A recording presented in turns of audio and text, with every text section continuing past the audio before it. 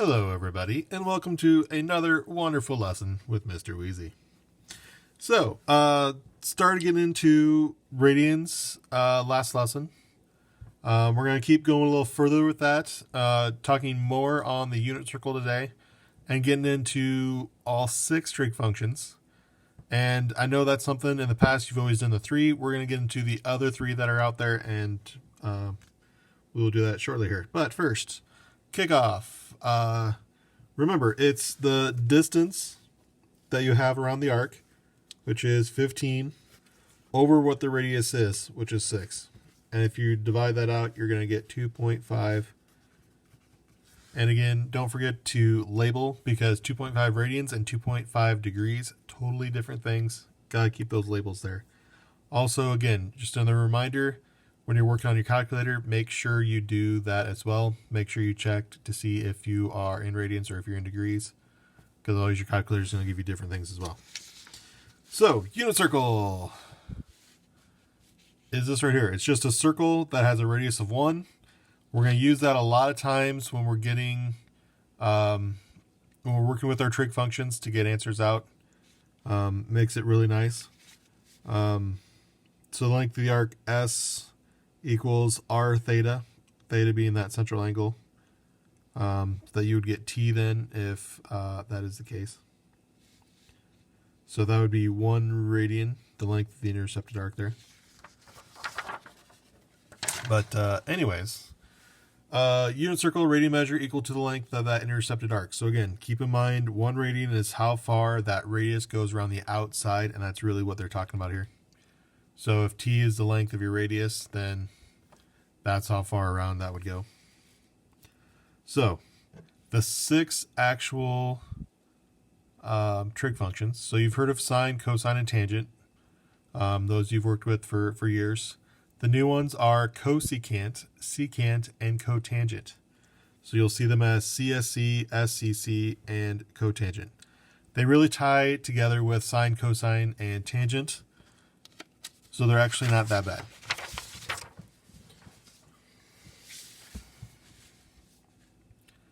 So, if t is a real number and p is x comma y, then the point is a point on the unit circle that corresponds to t then. So, when we're dealing with the unit circle, if we're at that point, if we know what x and y are, we can fill out these trig functions really easy. Sine is going to be the y. So cosecant is going to go with sine. So cosecant is actually 1 over y. So whatever y is, we put a 1 over it, and that's what cosecant is. Cosine then is going to be your x. Secant then ties to cosine, so it's going to be 1 over x. And then lastly, tangent and cotangent go together. So tangent is actually going to be y over x, and cotangent then would be x over y. It's going to flip. This really comes from that SOHCAHTOA. Sine opposite over hypotenuse. If your hypotenuse is 1, opposite is y with sine. Cosine, adjacent over hypotenuse. Again, hypotenuse is going to be 1 because that's the radius. So in that, your adjacent side is going to be your x. And maybe better if I showed you here. So dealing with the unit circle, here's our measure. So sine opposite over hypotenuse, y over 1, which is just y. Cosine, coa, adjacent over hypotenuse, so x over 1, that's how we get x. Then tangent is opposite over adjacent, so y over x. That's where we're getting those from, and we're using that unit circle to do that. So then it's just opposites. Back when I was in high school, I always remembered these. How they went together is they never start with the same letter. So if it starts with an S, it's going to go with the C. If it starts with a C, it's going to go with an S.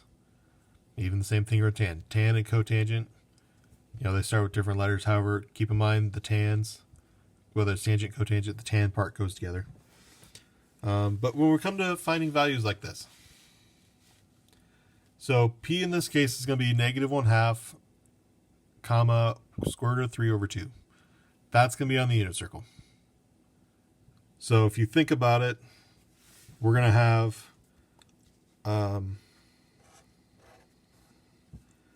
if x is -1/2 and y is square root of 3 over 2, our hypotenuse then is 1.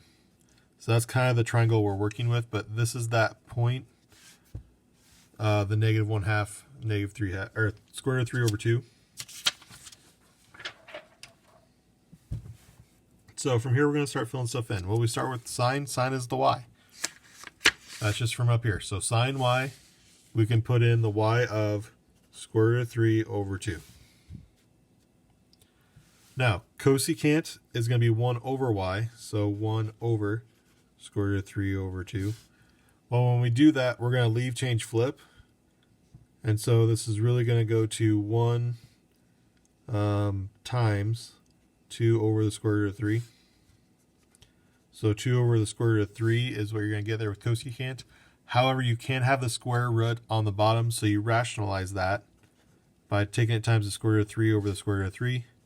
And you're going to end up with 2 square roots of 3 over 3 for an actual answer there. Cosine. Cosine is just x. So negative 1/2. So if you notice here, this is really just going to flip this, and then because there was a square on the bottom, we rationalize from there. So we're just going to flip this as well. If we flip this over, we would have negative 2 over 1. So in other words, just negative 2. There we don't have any square root on the bottom, so we don't have to deal with that.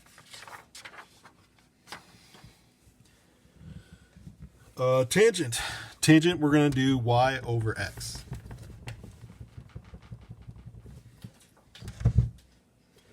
Sorry for the shaking, but I got excited.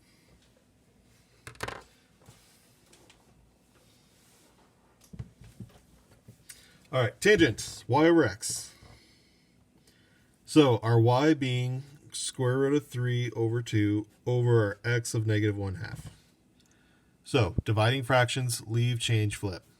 So leave the square root of 3 over 2, change to multiplication, flip the negative 1/2 to a negative 2 over 1. 2's can cancel, you end up with a negative square root of 3. Now, when this flips, you're going to have a negative 1 over the square root of 3. Still can't have that, so you rationalize. So by rationalizing, we're just taking it times its same square root so that the square roots cancel out. So you'd get a negative square root of 3 over 3 in this case. So just remember, this is the y, this is the x, this is y over x. And so these just flip. 1 over y, 1 over x, x over y. So that's how those are all going to tie together.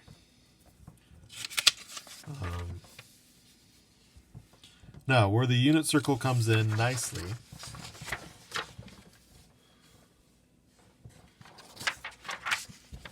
is when we're dealing with I guess you could say the 4 main angles of, well, technically 5, with 0 and 360 being the same, or 0 and 2 pi if you're in radians. 90 degrees, which is pi over 2. Pi, which is 180. 3 pi over 2, which is 270. Those 4 as we go around, which you'll see here with this one down here. Those are going to come in handy, really nice when you're dealing with these trig functions. So like here, if we have t of a half. If we're at a half, or pi over 2, sorry, we're up top here, so we're at 0, 1. So that's the point we're going to work with. Keep in mind x, y, and we're just going to fill stuff in. So sine is the y, so sine is 1. Cosecant would be 1 over 1, which again is just 1. Cosine is going to be 0. Well, when we do it over here, we're going to get 1 over 0, which means it is undefined.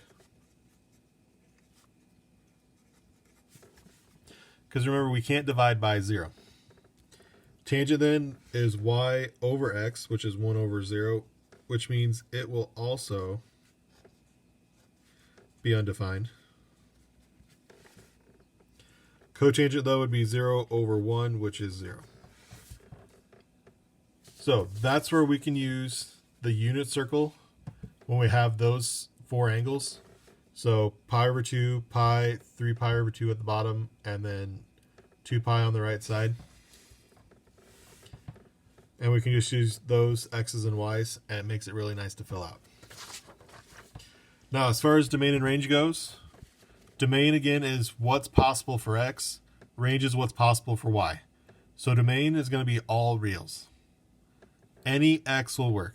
However, our range is going to be -1 to 1. Because if you look at the unit circle as we go around it, we would go pi over 2, and then pi, 3 pi over 2, 2 pi, 5 pi over 2, 3 pi, 7 pi over 2, 4 pi, and so on and so on.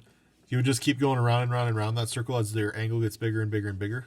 So we can have any angle. However, our range is only going to go from -1 to 1 because that's the highest we go, that's the lowest we go with this unit circle. Same thing with cosine. Again, domain, all reals. We could put any angle in we want. However, the range will always be between -1 and 1.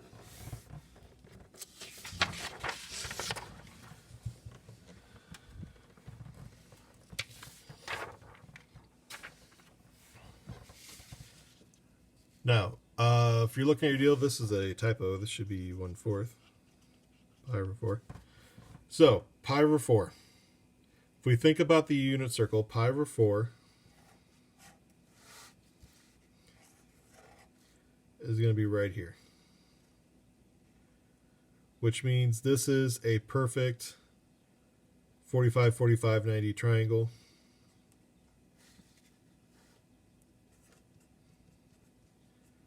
Yeah, made it too small, you really can't see it.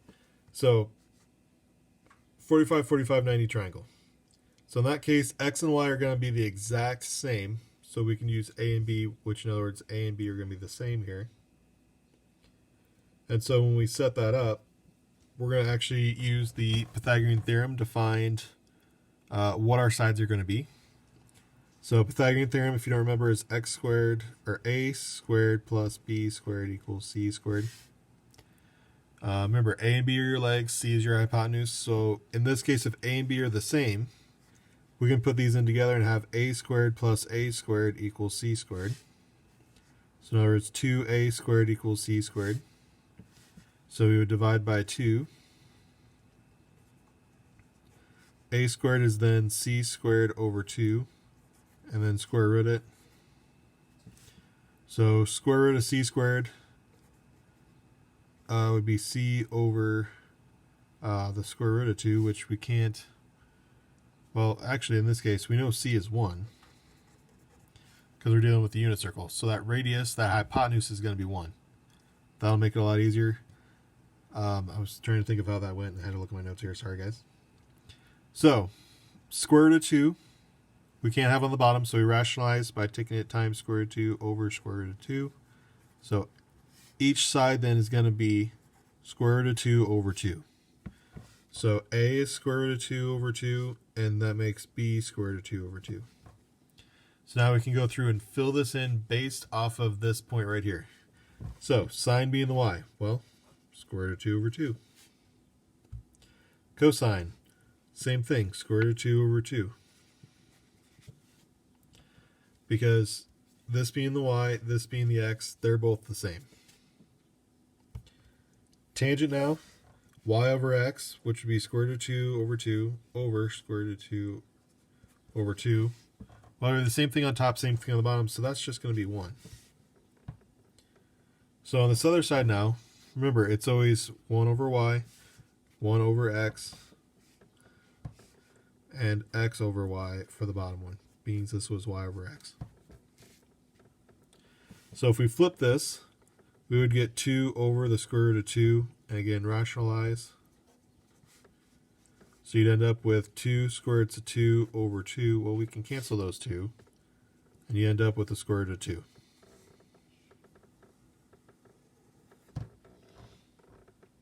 So, same thing's going to happen on cosine, going over to secant. This is just going to be square root of 2. And if this is 1, if we flip that over, we're going to get 1 here as well. So, that's kind of how that works. Sorry if I went through that a little bit too fast. Make sure you go back, re-watch this to kind of see how this is going to go. Now, best part about this is once we kind of know these things, we don't have to keep finding all this every time. We just know, hey, if we're at pi over 4, this is what our a and b are going to be. And we can fill it in from there. We can use these notes to fill out stuff. Even and odd. If you think back to We were working with polynomials. We looked at, well, whether is it a positive or is it an odd function or is it an even function based off of those exponents that we had on top. Odd exponents give you an odd trig function or trig term. We're going to say the polynomial. Even exponents then gave you an even polynomial. Well, we don't have that luxury here with trig functions. We just have these. So only two of them are going to be even, cosine and secant. That's really what you have to remember. Okay, if I know it's cosine and if I know it's secant, I know it's even. Anything else is going to be odd. Really what that's doing is saying if whether we rotate up or we rotate down with our angle, we're going to be the same value. So if we go up or if we go down, whether it's a positive angle or a negative angle, they're going to be the same. Whereas with odds, you're going to get different signs.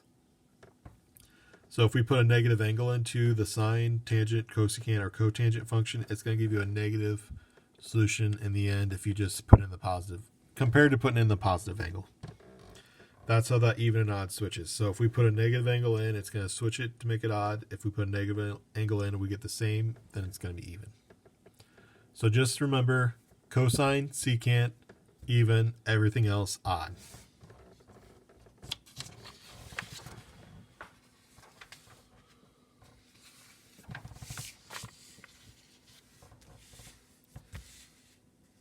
So if we go to find the value of each of these trig functions, well, we just found what pi over 4 was, but we're going to use those even and odd properties to find this without having to use our calculator even. So cosine. Cosine is one that we know is even. So if we put a negative angle in, it doesn't matter. We're going to get the same thing as if it were a positive angle, and we would get square root of 2 over 2. Now, cosine and secant are two that are evens.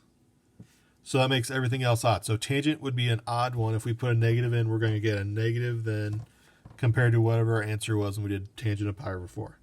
Well, if you look back a little bit, tangent of pi over 4 is 1. So if we do a negative pi over 4, we're going to get a negative 1. It's just going to flip the sign of that solution. Some of these identities are things that we'll use to help solve stuff out. So like if you think here with the reciprocal identities first, sine is y, and we know cosecant is 1 over y. So they can be reciprocals of each other. So sine would be 1 over whatever cosine is, and that makes cosine 1 over whatever sine is. They just flip over compared to each other. Same idea with cosine and secant, same thing with tangent and cotangent.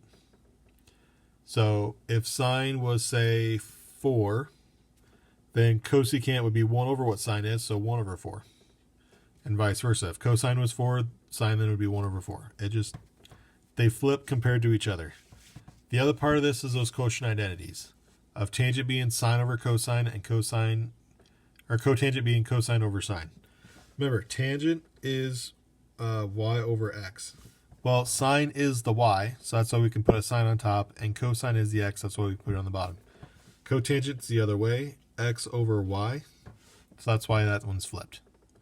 So, remember these are, if sine is y, then cosecant would be 1 over y, so they're just flipped from each other. Here we're just substituting what those values are back in. So sometimes we may be working on stuff and we're like, oh man, I can't find the tangent. However, I know what sine and cosine is. I could put those in and still find it. Or vice versa.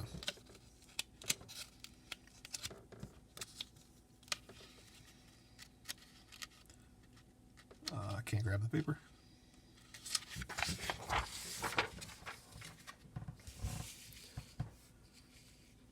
So this is kind of where we can use this stuff. Given that sine is 2/5 and cosine is square root of 21 over 5, find the values of the 4 other trig functions. Well, remember, sine is the x, cosine is the y.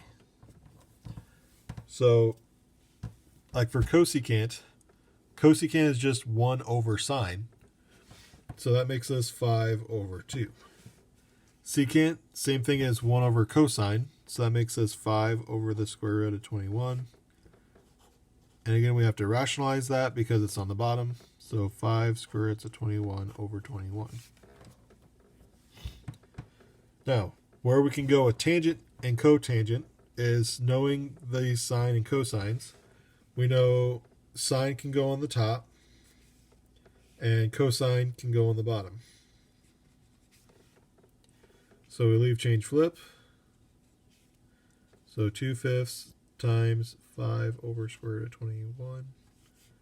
5's cancel. So you'd have 2 over the square root of 21, which then you rationalize. So you end up with 2 square roots of 21 over 21. Cotangent would just be this part flipped. So square root of 21 over 2. We can do that before we rationalize because this is really what it was. We just, because this is our final answer and we can't have the square on the bottom, rationalized it out to keep going. But really we can just flip this part and we're good on the cotangent part. So, using that Pythagorean theorem, we have our equation with circle there being x squared plus y squared equals 1. We can develop some relationships among those trig identities. So if we sub in cosine for x and sine for y, we're going to get what are called some of these Pythagorean identities, starting with cosine squared plus sine squared equals 1.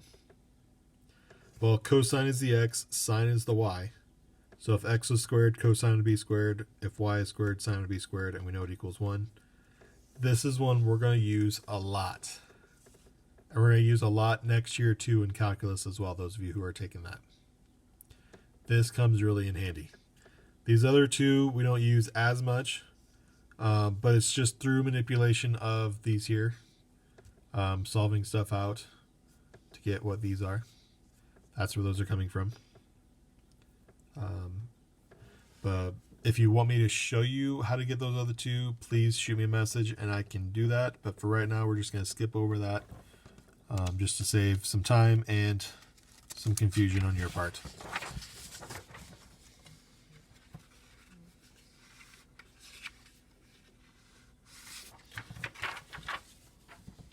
So, using those, we can solve problems like this. Given that sine is 3/5, and we know that our angle is somewhere between 0 and pi over 2, find the value of cosine using the trigonometric identity.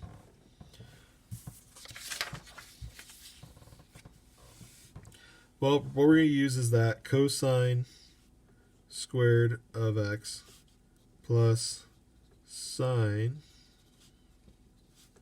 squared of x equals 1.